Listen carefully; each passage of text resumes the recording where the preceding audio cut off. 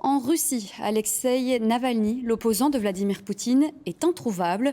Voilà près de 3 semaines qu'il a disparu. Il était détenu en prison en Russie depuis 3 ans. Ses proches n'ont plus de nouvelles de lui et il ne s'est pas présenté à ses audiences devant la justice. Cette disparition, elle intervient justement au moment du lancement de la campagne présidentielle dans le pays. Barouane El Baroudi et Mathieu Van Winkel.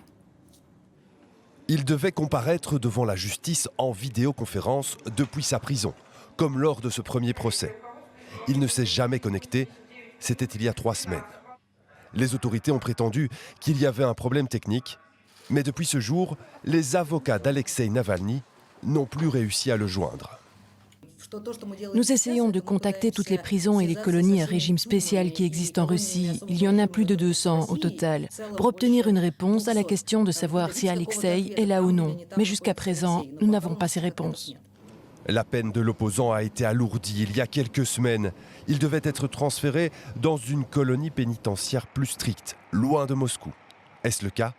Personne ne le sait, même le Kremlin dit ne rien savoir.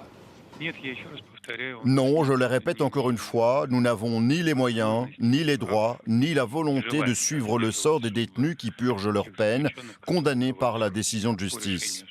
L'organisation de Navalny venait de lancer cette campagne d'affichage, avec un QR code et un site internet appelant à voter contre Vladimir Poutine en mars prochain.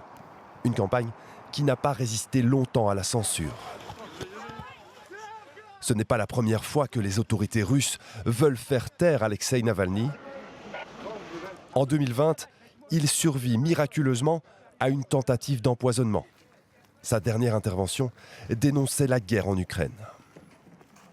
Bien sûr, cela entraînera d'énormes tragédies, un grand nombre de morts. Et cela ne mènera certainement à rien de bon. Cela ne mènera à rien.